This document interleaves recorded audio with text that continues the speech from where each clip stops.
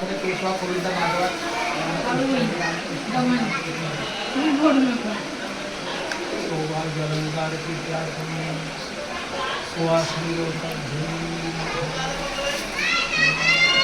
आमच्या पाटील महाराजांच्या शुभमस्ते गेल्या 45 वर्षापासून आमच्या कुटुंबाच्या सर्व कुटुंबाच्या साथीदाराची या साक्षी आहेत. तर आमच्या बऱ्याच वर्ष म्हणजे 16, 17, 18 वर्षातून आज हा कार्यक्रम झाला.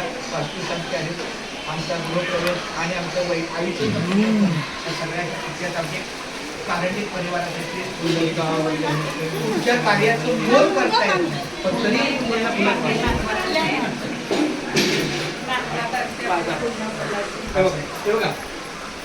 तुझी आज असू अशी म्हणजे सगळ्या वेगवेगळ्या नैवेद्य तिथे की नारळ फोडायचा, तिथे नारळ फोडायचा, नारळ वाढवायचा. हां फोडायचा, आज नाही फोडायचा, सोमवार दिवस बरं तिकडे तिथं वास्तुपुरुष आहे. ही हां ही वास्तुपुरुष हां बरं ती घेऊन या. हा कलेचे दुरी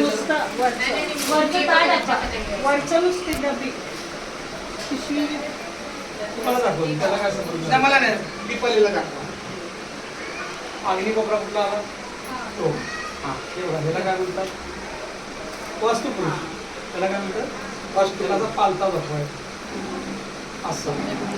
दक्षिणेकडं पाय आणि उत्तरेकडे पुढं आणि पालता दाखवायचा. हां पाय असाच तो सूर्य आहे. काय सूर्य आहे सूर्य. हां सूर्याची प्रतिमा अशी उभी ठेवायची.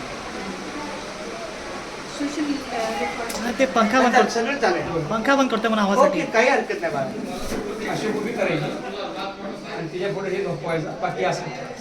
हां रामकृष्ण. हां तिथंच ठेवायचं असं तेवढं तर चालते. उद्या नेमकं काय हां सुभाष कुंभारला माहिती आहे ना बाजूला? तू माहिती करून घे, म्हणजे माझं लक्ष विभूती घ्या. ही विभूती आहे तुळशीला झाडाला वगैरे घालायचं.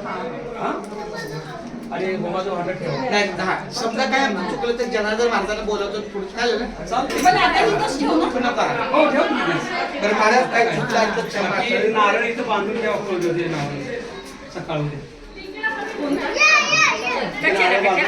कोणताही ठेवायचं. आणि आईला आई प्रश्न द्यायचा.